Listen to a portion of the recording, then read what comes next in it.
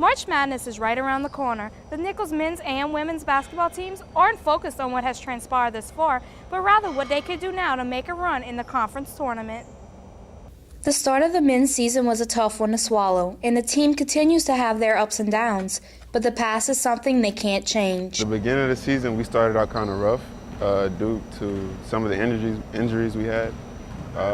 We played big teams, but other than that, we fought through all the adversity.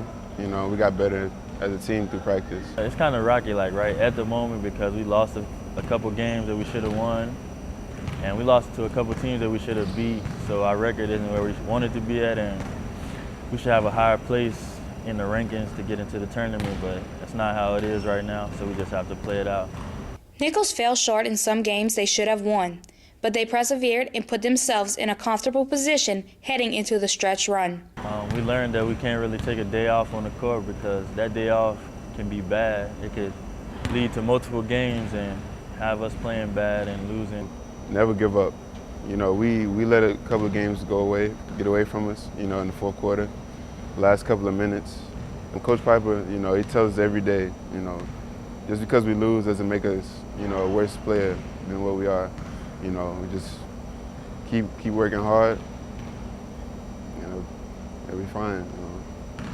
Close losses could have haunted the Colonels for most of the year, but their belief in themselves propelled them into the conference tournament. We have the best players in the conference, in my opinion. Fred's probably the best postman in the conference, you know, and with his leadership, you know, we could do anything. And, you know, we're ready to upset anybody, so yeah, we're coming, you know. Nichols is in 6th place. While there is no chance to catch the top 3 teams, there are several scenarios in which the Colonels could leapfrog Southeastern Louisiana and Sam Houston State, but all would involve Nichols winning at least 3 of the final 4 in order to receive the first round bye. While the men's season has been a bit shaky, the women's season is the best in program's history. I think we started off pretty well.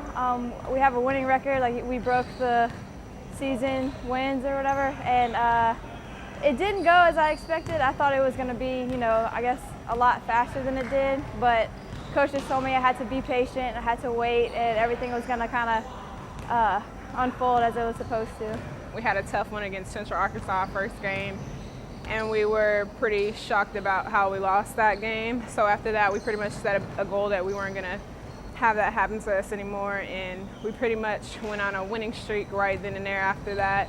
At points in the season, it might have seemed this team was a little stubborn, but it was their way of getting better.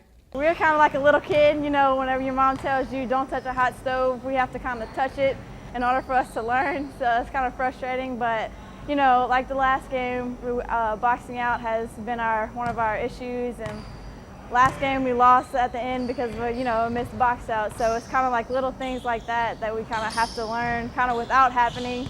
But we're still young, so still have to learn it. Just staying consistent.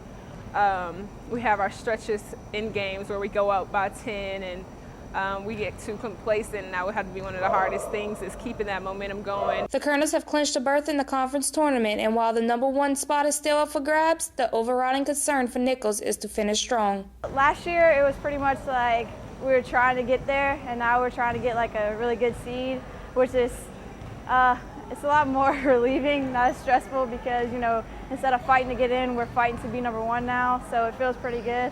I mean, we still have a few games left. We play some people that are ahead of us, and we're all kind of one game. We're all kind of anybody can beat anybody, so #1's still up for grabs. I hope we can, you know, get that #1 spot, but if not, we're still sitting pretty for the tournament. I have to say that's a big achievement. That's pretty much something that we set for ourselves because we went last year, we want to go this year. We want to actually go in the top 4. I've made it this far, and I just want to come and try to achieve the goal to get to Katy and achieve that championship. We actually wanted to get first place, and that's still a goal.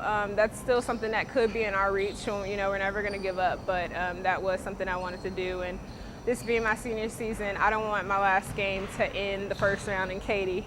I want to keep going, and I want us to keep playing and be able to show my skills and what I'm capable of bringing to the team. And I just want to make my mark here because, you know, you always remember great players, but you never forget winners.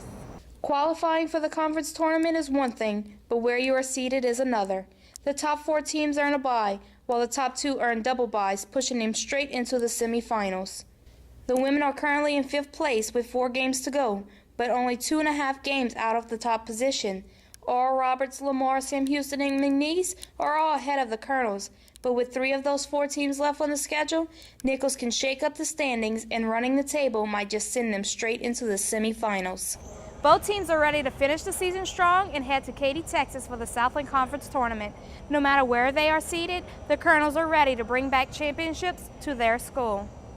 For Colonel Basketball Weekly, I'm Ashley Dufresne.